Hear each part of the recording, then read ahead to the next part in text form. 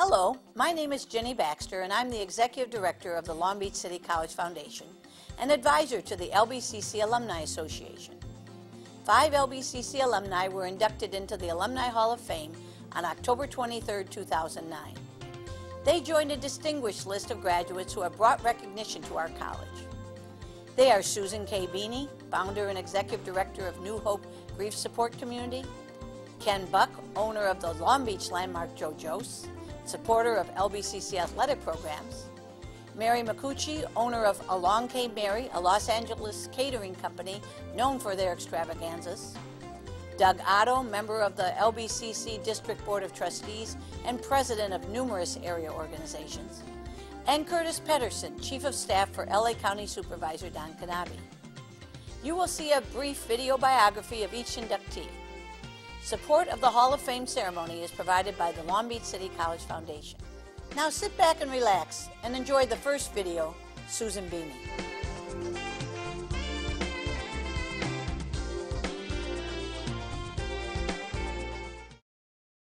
Susan Beanie is best known as the founder and executive director of the New Hope Grief Support Community. New Hope is committed to providing grief support through education and grief groups to all people of all ages who are suffering the loss of a loved one. Her work has been used for survivors of Columbine, the Oklahoma City bombing, Hurricane Katrina, 9/11, and many other tragedies that have left children orphans and parents without their children. It's been said that some people get the experiences they need early on for their careers. This is true for Sue Beanie, who has been dealing with grief since she was very young. Sue's early life consisted of many happy memories combined with the sadness of losing many people dear to her. Seeing the benefits of grief counseling, Sue kept the memory of its value deep inside until she needed to use it later in life. Sue met Rick, the love of her life, in junior high school. Sue and Rick graduated from Jordan High, and Sue began her studies at Long Beach City College toward her first career as a dental assistant. At LBCC, she was a cheerleader and the Pacific Coast campus's board secretary while participating in many college events. She and Rick married in 1969 and raised their family. Sue then followed her long-held desire for advanced training in science and went back to Long Beach City College, earning her associate's degree in 1983 and her nursing degree in 1986. As a nurse at the Long Beach Veterans Hospital, Sue witnessed the despair and pain survivors faced after losing their loved ones. She was motivated by these patients, as well as her own personal losses, to pursue a greater understanding of the grief and healing process in order to help those families and children in particular. Sue found a limited amount of material to guide her and thus began her own life's passion. In 1987, she assembled her research notes into the Journey of Hope Grief Handbook to help people reach a new normal. She is also the co-author of A Kid's Journey of Grief, a handbook and memory book for grieving children. Both are excellent resources, creatively designed for children to guide them to and through the healing process. Written in a kid-friendly way, the books provide tools to deepen children's understanding of their grief journey.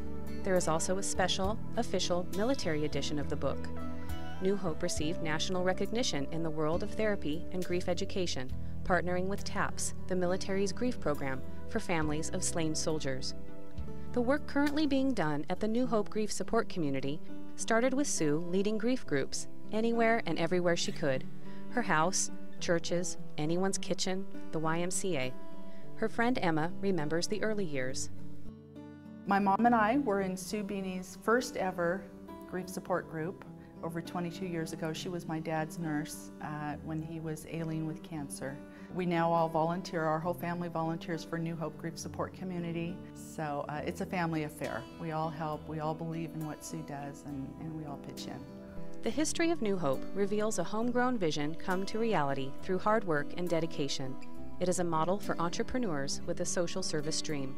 Sue considers her friend Wayne the ghost co-founder of New Hope, and he remains a loyal fan of Sue's amazing ability to help others.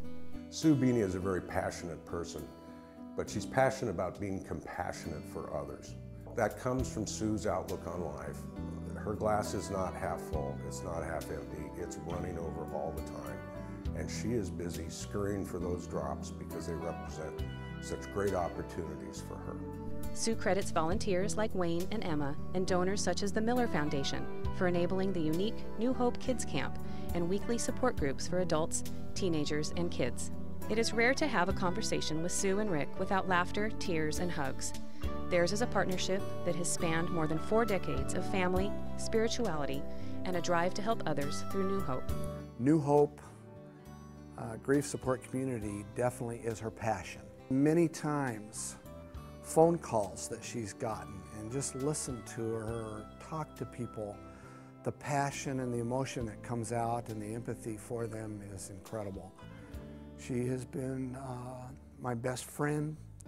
We've gone through an awful lot together, from deaths of family members to extreme joys of our 2 sons, and now we have 3 grandsons. I am forever amazed on a daily basis at the things that God does through her and through New Hope, impacting people's lives that have lost somebody. It's amazing to watch her passion work. She's one of the most passionate people that I know.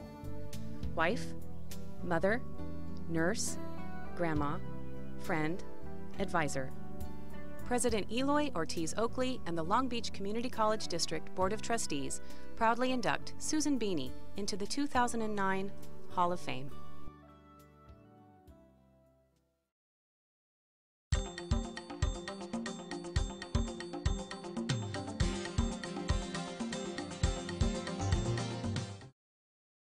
Chances are you've been to Ken's business, Joe Jost's, for a rite of passage, fundraiser, playoff game, or simply a 29-degree schooner of beer.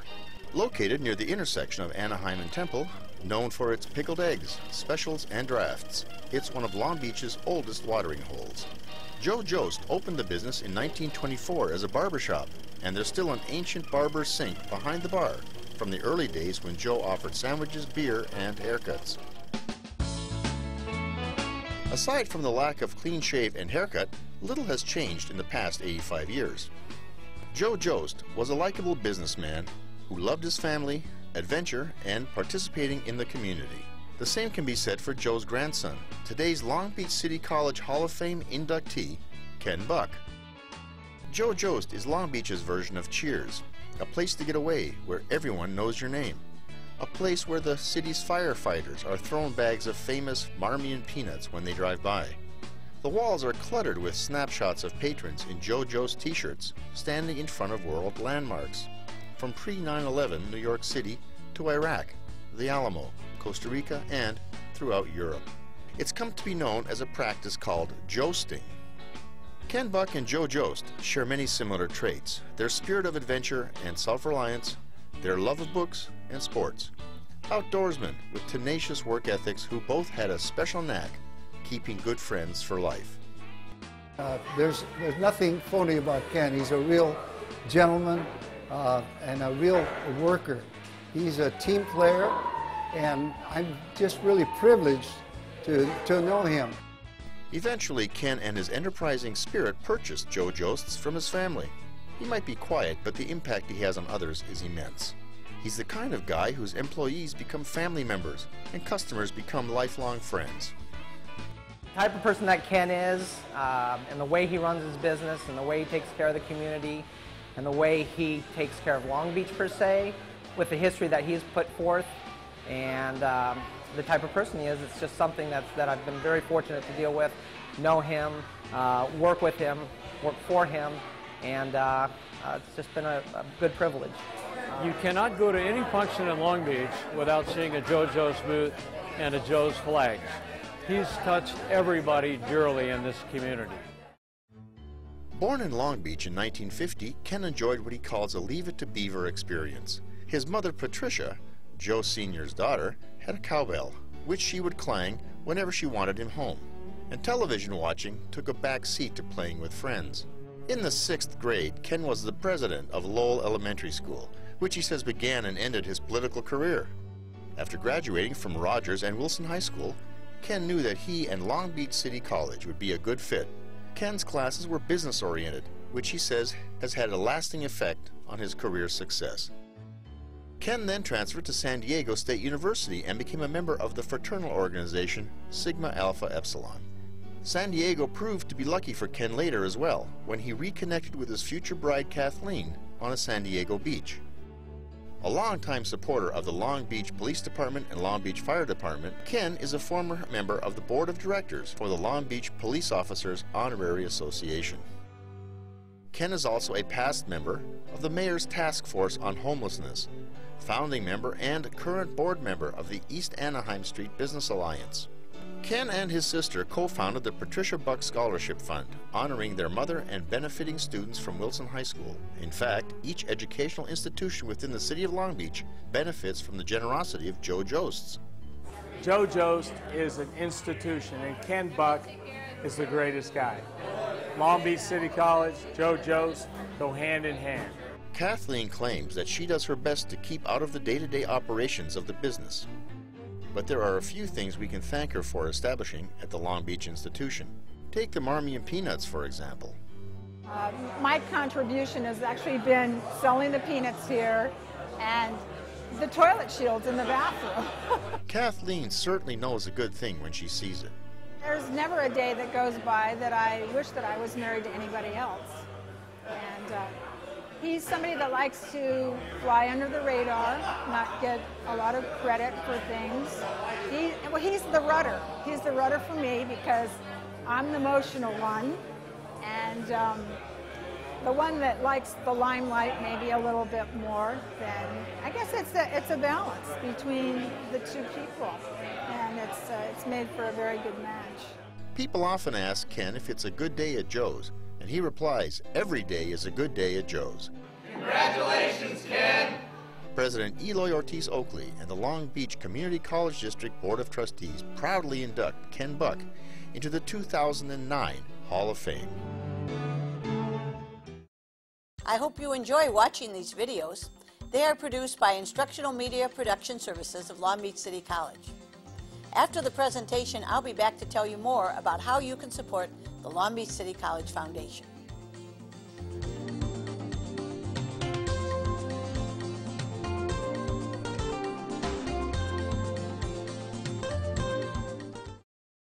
Before there were women bartenders, before Wolfgang Puck and the rise of celebrity chefs, before the food revolution of the late 1970s, before there was a $20 billion a year party planning industry, it was hard to get a good catered meal. Even the rich and powerful were pretty much confined to the rubber chicken circuit. Now, event planning is an art and a science and a feast for all the senses. And our Hall of Fame inductee was at the forefront of it all. Mary McCucci is best known for her company, Along Came Mary Productions. On any night of the week, McCucci & Company can be found directing small armies of lighting, sound, and music directors, entertainers, and chefs for a seemingly endless list of high-end clients. The firm handles hundreds of events each year. Her company has crisscrossed the country, planning events for clients nationwide, and has transformed countless types of venues, from airport hangars, empty parking lots, and football fields, to private homes, studio backlots, the Santa Monica Pier, all manner of hotel ballrooms, convention centers and retail stores, and places that have yet to be thought of. The company's range of services includes event production, logistics, decor, audiovisual, entertainment, management, and rental coordination.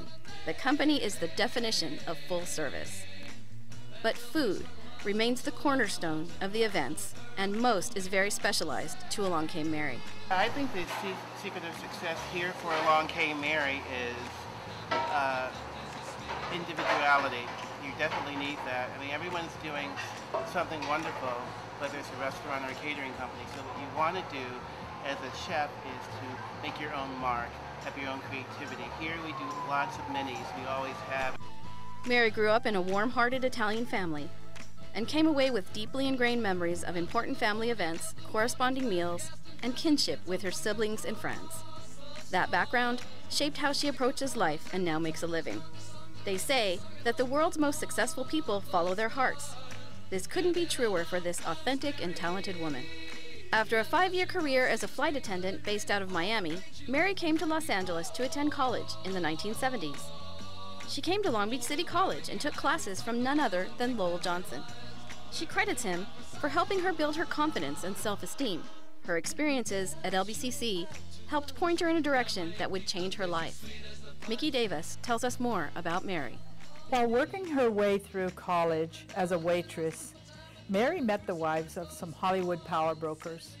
In the mid-1970s, Mary found herself in the middle of the women's movement and the food revolution in Hollywood, and in doing so, tried to find a way to create her own niche.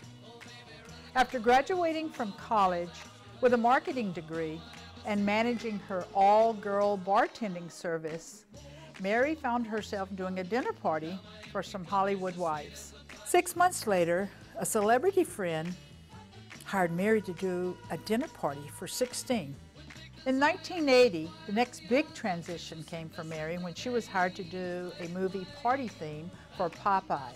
This was a really big event for Mary and her company. Arranging the Popeye premiere showed her that special events, not just catering, was her future.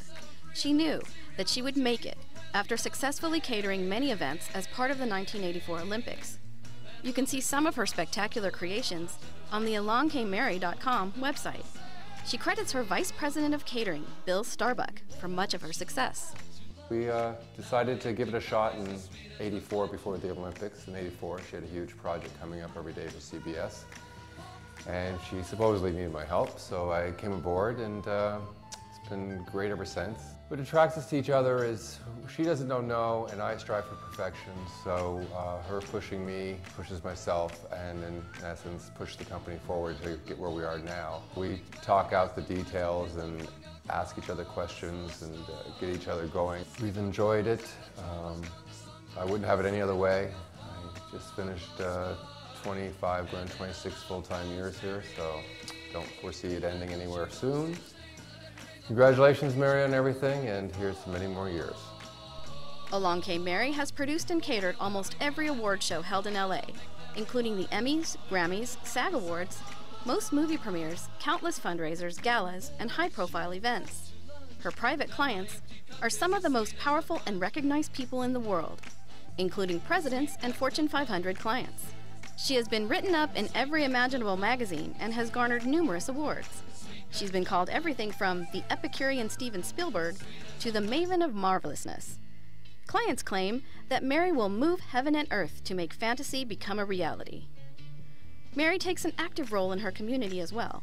Her generosity can be witnessed in the countless pounds of food donated each year to Angel Harvest, LA Food Bank, and other missions. Other charities near and dear to her heart include Good Shepherd and House of Ruth, focusing on the needs of women and children. Mary donates her time and money producing fundraising events for a variety of charities. For her charity and community work, and for entrepreneurship that impacted an entire industry, President Eloy Ortiz Oakley and the Long Beach Community College District Board of Trustees proudly induct Mary Micucci into the 2009 Hall of Fame.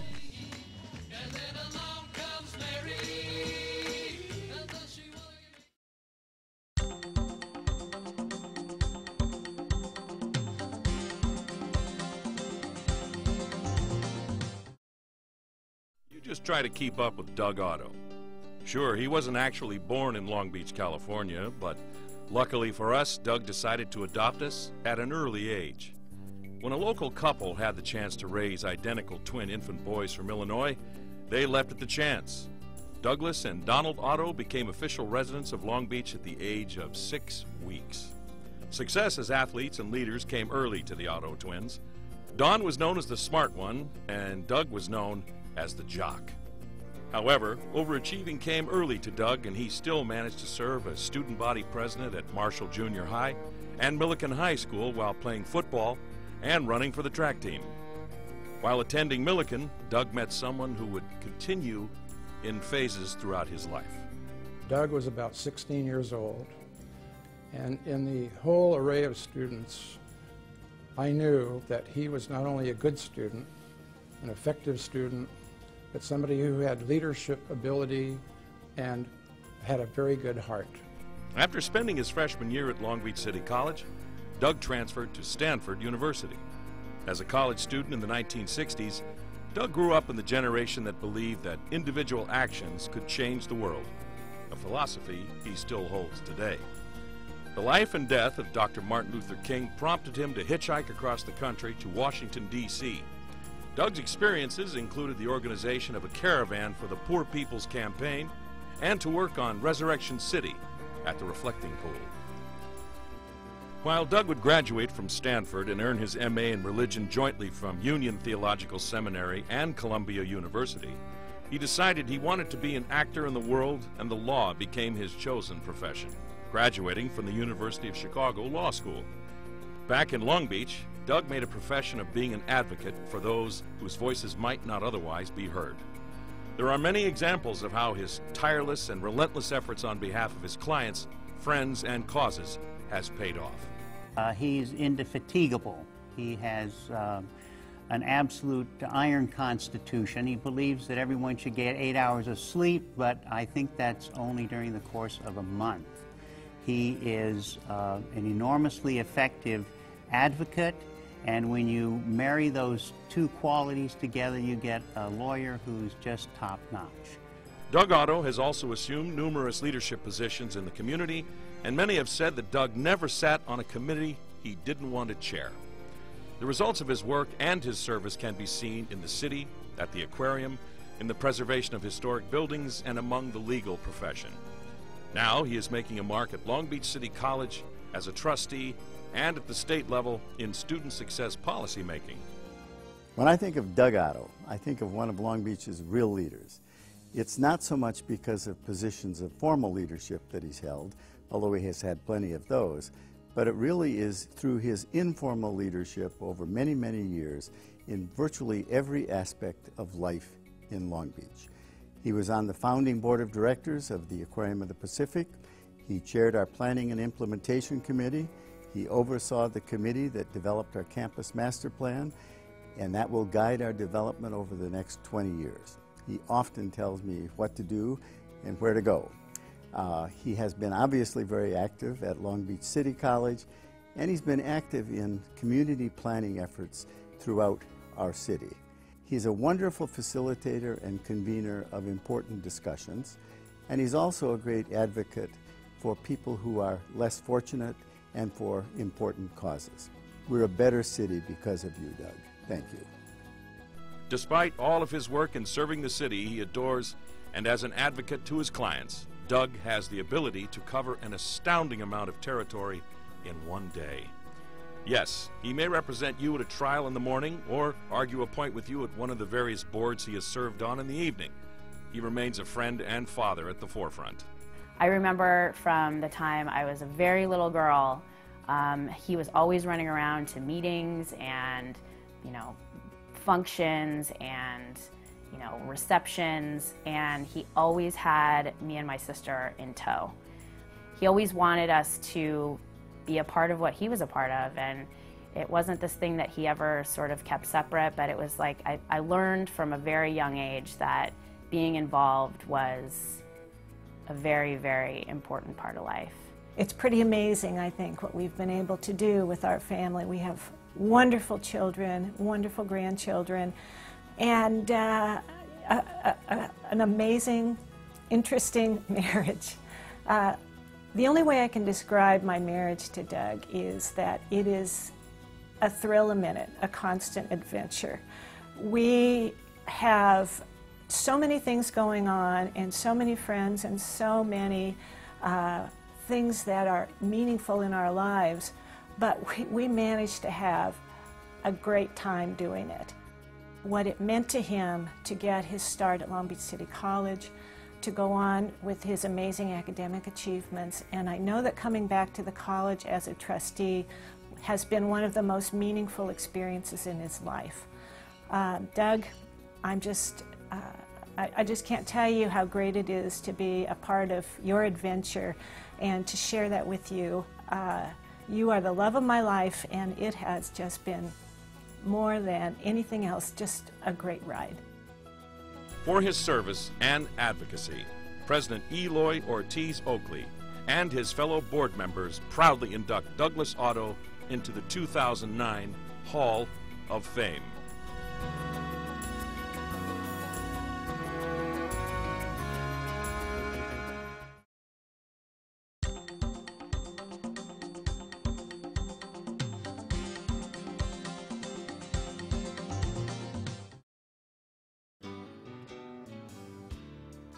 This is the office of Los Angeles County Supervisor Don Knabe. With an area bigger than some states and a budget larger than some countries' gross national product, the work done here has a huge impact on the daily life of millions of people. Managing the 4th District requires a well-oiled machine staffed by highly qualified multitaskers and headed by Chief of Staff and 2009 Hall of Fame nominee, Kurt Pedersen. Looking back on his life, it's fair to think that Kurt was born to do this job. He learned many concepts at an early age while growing up in the very same district he now works for, the Wrigley District of Long Beach, attending both Lafayette and Bernie elementary schools. He loved his small-town-like experience in this historically rich and strategically important city with lots of interesting social problems and reminders of important events that happened only one generation before. He learned about flood control playing in what his parents called Cedar Gulch. During the rainy season, the street they lived on, Cedar Avenue, flooded and overflowed. He learned time management by choosing to spend the 50 cents for bus fare downtown and the price of a movie by ignoring orders not to go to the Pike by going to the Pike. He learned the concept of public trust by visiting the local mom-and-pop grocery store where he would hand over a list to the grocer and get a paper bag full of items to take home. His parents would settle up later. He learned a lot about disaster planning, emergency response, and public works projects by hearing about the 1933 earthquake. His parents were both at Pauley High during the quake. Kurt recalls many stories that are part of local legend, folklore, and collective memories unique to Long Beach and Southern California. Following high school, he left California briefly to attend Graceland College in Iowa and enjoyed playing football in the fall, but the winter of 1961-62 was brutal. It snowed in late October and he didn't see the ground again until April. This gave him a new appreciation of the Southern California climate and he returned home. However, one very important event happened in Iowa. He met his lifelong friend and current boss, Don Knabe. The next stop on Kurt's educational career was Long Beach City College. He was working 24 to 30 hours a week, changing tires at his dad's tire store and taking a full load of classes. Following graduation from Long Beach State in 1966, he went to work full-time in the family business. Kurt married his wife Rosie in 1967, and they became the proud parents of Anne-Marie and Tina. His family definitely inspires his work. As uncle to the Molina children, Kurt helped Hall of Fame member Dr. Mario Molina see the light about working for a living. Well, one of the best things about my Uncle Kurt is that he's responsible for my college education. When I was right out of high school, he owned a tire dealership. And one summer he put me to work stacking tires. And that's when I learned that hard work and I just did not mix and that I really needed to stay in school and go to college. So I really appreciate that experience. The other thing that I would say about him is that he's always been helpful to me and helpful to just about everybody that I know. When we needed jobs, he would find us jobs. When we needed help with school, he was there, and he's been very supportive of our family as well as just everybody in the community. One of the great things about Kurt is you can always count on him to find a way to help. Kurt purchased the Goodyear tire business from his father in the early 70s, but in 1985, fate stepped in when he got an offer to sell the business. He saw it as an opportunity for change and decided to reinvent himself. He enrolled at Whittier Law School. This act of courage was inspirational for Kurt's nieces. I've always found Uncle Kurt to be very inspirational. When most people at age 40 are kind of set in their careers, he completely changed. He was running a tire company, Goodyear, and decided he wanted to go back to school and become a lawyer. And I just thought that that was something that was a very good example for all of us to follow your dreams no matter your age or where you are in life. Uncle Kurt has always been very inspiring. I went to Long Beach City College, as did Kurt, and gosh, just about all of my brothers and sisters. We found him to be a leader in the family after our dad died, and we've always been able to turn to him for good advice, and I'm just very proud of him. As a rookie member of the California State Bar at age 42, Kurt was a trial attorney at the U.S. Small Business Administration. All the pieces were falling together when the Office of Supervisor Knabe needed an attorney on staff. While friends for more than 40 years at this point, Don knew there was no one better to be his chief of staff when the position opened in 2003. you know, this friendship has developed into a working relationship. Kurt and I have worked together on many different projects, but obviously recently, you know, he's been my chief of staff for the last several years. You know, it's very, very nice when you have someone that can watch your back, that you totally trust with your life, and Kurt is that person. And to say that we're close is an understatement. He and Rosie are the godparents of our boys. My oldest son is named after Kurt. So we have a very, very special relationship. We're honored. I know I speak for myself, and my family, and our entire staff to say congratulations, Kurt. We're proud of you, well deserved, and look forward to many, many more years of friendship. Sure, there's many serious matters to attend to, but it's not all business for the 4th District team as a mystery trick continues to be played on today's Hall of Fame inductee. President Eloy Ortiz Oakley and the Long Beach Community College District Board of Trustees proudly induct Kurt Pedersen into the 2009 Hall of Fame.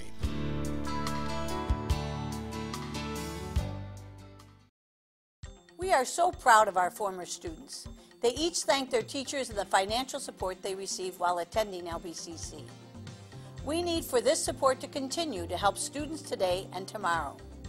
The Long Beach City College Foundation is currently in Phase 2 of the Gateway to Greatness Scholarship Campaign. This phase, the Long Beach College Promise, will offer every graduate of a Long Beach area high school a tuition-free first semester beginning in 2011, thanks to the Long Beach City College Foundation.